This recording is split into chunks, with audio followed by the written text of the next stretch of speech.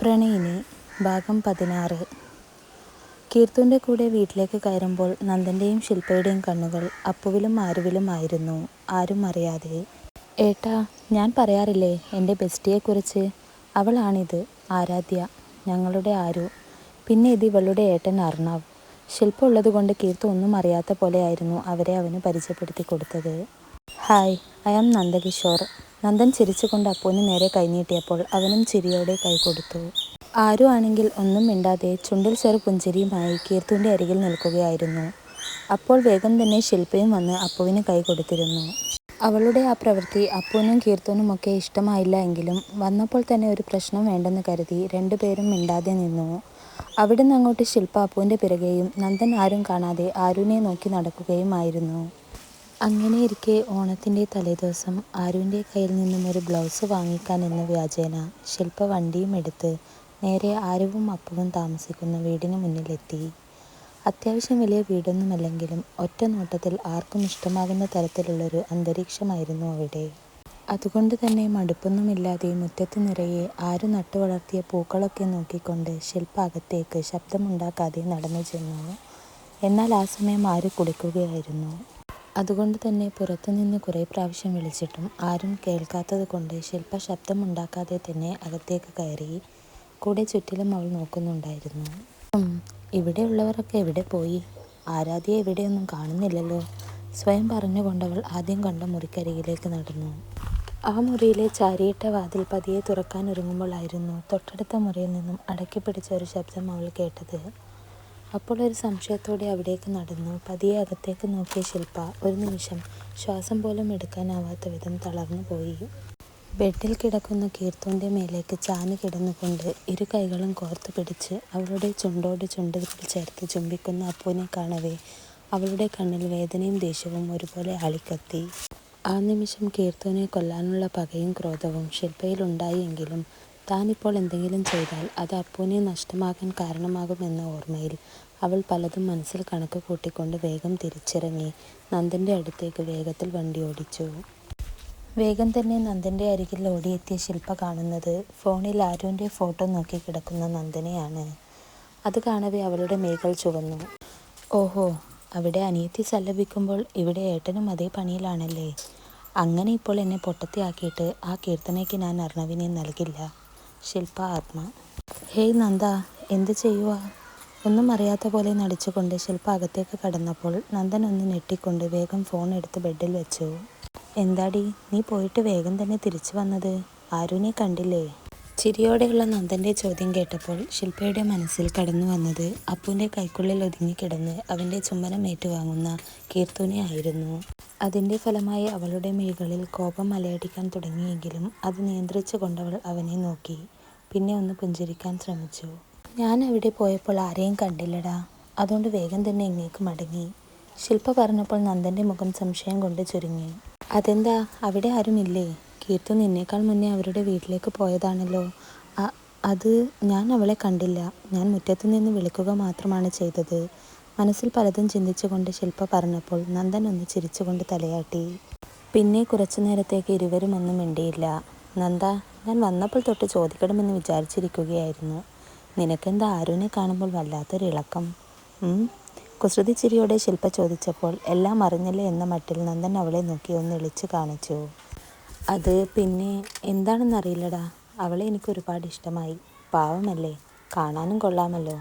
പിന്നെ എന്തായാലും കീർത്തുവിൻ്റെയും അപ്പുവിൻ്റെയും കല്യാണത്തിൻ്റെ കൂടെ എൻ്റെയും അവളുടെയും നടത്തിയാൽ പിന്നെ ആർക്കും വിഷമിക്കേണ്ടല്ലോ.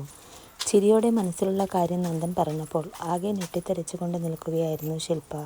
അപ്പുവിൻ്റെയും കീർത്തുവിൻ്റെയും കാര്യം നന്ദനും അറിയാമെന്ന് അവൾ ഒരിക്കലും കരുതിയതേയില്ലായിരുന്നു. അതുകൊണ്ട് തന്നെ എല്ലാം എല്ലാവരും അറിയുമെന്ന ചിന്തയും അപ്പുവിനെ ഇനി തനിക്ക് കിട്ടില്ല എന്ന ചിന്തയുമൊക്കെ ആ സമയം അവളെ ഭ്രാന്ത് പിടിപ്പിക്കുന്നുണ്ടായിരുന്നു. അപ്പോളായിരുന്നു ആരുവും കീർത്തുവും അപ്പുവും ഒക്കെ വരുന്ന ശബ്ദം കേട്ടത്.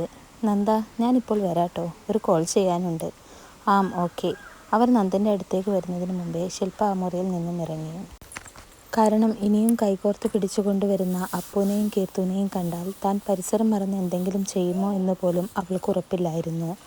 അത്രമേൽ അവളിൽ ദേഷ്യവും നിരാശയും നിറഞ്ഞിരുന്നു. ഏട്ടാ, ഇതെന്ത് കിടപ്പാ? ഏട്ടൻ ഫ്രഷ് ആവുന്നില്ലേ? ദേ, ഞങ്ങളൊക്കെ ഒരുങ്ങിയിട്ടോ. ആരുവിൻ്റെ കയ്യിൽ പിടിച്ചുകൊണ്ട് അകത്തേക്ക് കടന്നുകൊണ്ട് കീർത്തു പറഞ്ഞപ്പോൾ നന്ദൻ്റെ മിഴികൾ ആരുവിലായിരുന്നു. ആ സെറ്റ് സാരിയിൽ അവൾ ആരെക്കാളും അതീവ സുന്ദരിയായതുപോലെ നന്ദന് തോന്നി.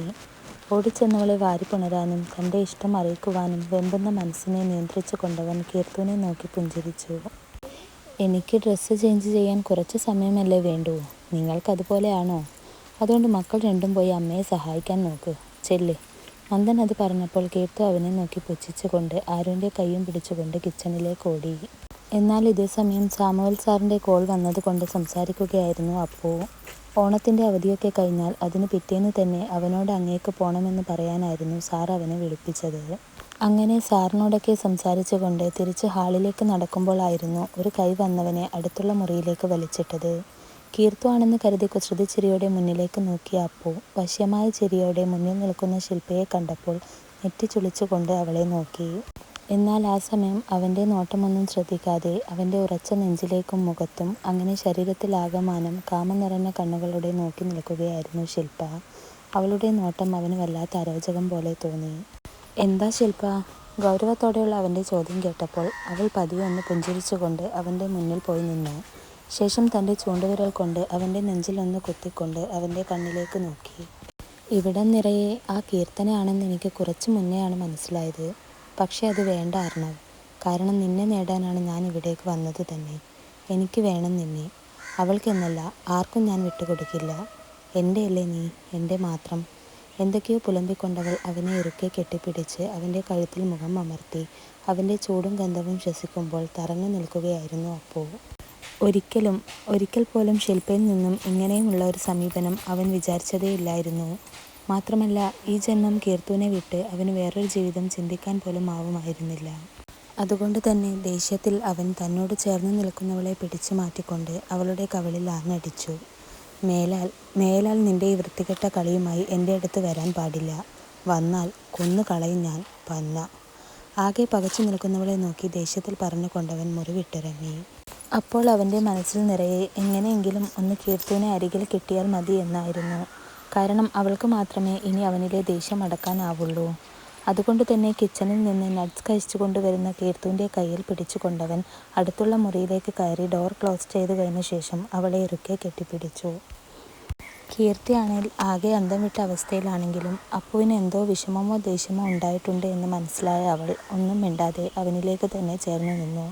ഉയർന്നു വരുന്ന അവൻ്റെ ഹൃദയതാളം ഒന്ന് ശാന്തമാകുന്നത് വരെ. എന്തു പറ്റി അപ്പുവേട്ടാ? എന്തെങ്കിലും പ്രശ്നമുണ്ടോ? അവനൊന്ന് ഓക്കെ ആയപ്പോൾ കീർത്തി ചോദിച്ചു. ഹേയ്, ഒന്നുമില്ലടി. സാർ വിളിച്ചിരുന്നു കുറച്ചു മുന്നേ. എനിക്ക് ചിലപ്പോൾ നേരത്തെ പോകേണ്ടി വരും. അപ്പോൾ അതൊക്കെ ഓർത്തപ്പോൾ നിന്നെ ഓർമ്മ വന്നു, അത്രയേ ഉള്ളൂ. കീർത്തുവിനെ ചേർത്ത് പിടിച്ചുകൊണ്ട് അപ്പു പറഞ്ഞു. എന്തുകൊണ്ടോ ശില്പയുടെ കാര്യം പറഞ്ഞ് കീർത്തുവിനെ വേദനിപ്പിക്കാൻ അവന് തോന്നുന്നില്ലായിരുന്നു. എന്നാൽ ഇതേ സമയം ആരുവിനോട് തൻ്റെ ഇഷ്ടം തുറന്നു പറയാനുള്ള തയ്യാറെടുപ്പിലായിരുന്നു നന്ദൻ. ചായയുമായി മുറിയിലേക്ക് വന്നവളോട് ഒരു കാര്യം പറയാനുണ്ട് എന്ന് പറഞ്ഞായിരുന്നു അവൻ അവളെ അവിടെ തന്നെ നിർത്തിച്ചത്.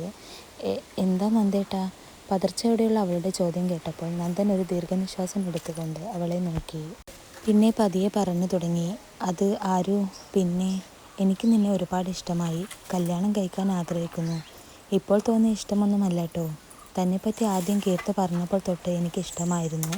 എന്താ ആരുവിൻ്റെ അഭിപ്രായം? നിനക്ക് എന്നെ ഇഷ്ടമാണോ? ഒറ്റ ശ്വാസത്തിൽ ചോദിക്കുന്നവനെ പകച്ചുകൊണ്ട് നോക്കി നിൽക്കാനേ അവൾക്കായുള്ളൂ. പക്ഷേ എന്തുകൊണ്ടും അവനെ അക്സെപ്റ്റ് ചെയ്യാൻ അവൾക്കാവുമായിരുന്നില്ല. അതിന് കാരണം ഒരു ഏട്ടൻ എന്ന നിലയിലല്ലാതെ വേറൊരു സ്ഥാനവും അവളിൽ അവനുണ്ടായിരുന്നില്ല. സോറി, എനിക്ക് ഈ ബന്ധത്തിന് താല്പര്യമില്ല. എന്നോട് ക്ഷമിക്കണം. വിറയലോടെ അതും പറഞ്ഞുകൊണ്ടവൾ തിരിഞ്ഞ് വാതിലിനടുത്തേക്ക് നടന്നു. ഓഹോ, അങ്ങനെയാണോ? എന്നാൽ പിന്നെ ആരുവിൻ്റെയും അർണവിൻ്റെയും കാര്യം അങ്ങ് മറന്നേക്ക്. എന്നെ നിനക്ക് ഇഷ്ടമല്ലെങ്കിൽ അവരുടെ കല്യാണം നടക്കില്ല. സോ ഇനി എന്ത് വേണമെന്ന് നിനക്ക് തീരുമാനിക്കാം. പിന്നെ ഞാനീ പറഞ്ഞത് മൂന്നാമതൊരാൾ അറിയാനും പാടില്ല. കേട്ടല്ലോ? അപ്പോൾ മോൾ പോയി നന്നായി ആലോചിച്ചിട്ട് ഉത്തരം പറയൂട്ടോ. ഒരു പുച്ഛച്ചിരിയോടെ പുറകിൽ നിന്നും നന്ദൻ വിളിച്ചു പറഞ്ഞത് കേട്ട് ആരു ശില പോലെ തറഞ്ഞു നിന്നു പോയി. ഇനി എന്ത് എന്ന ചിന്തയിൽ അവളുടെ ഉള്ളം നീറാൻ തുടങ്ങി.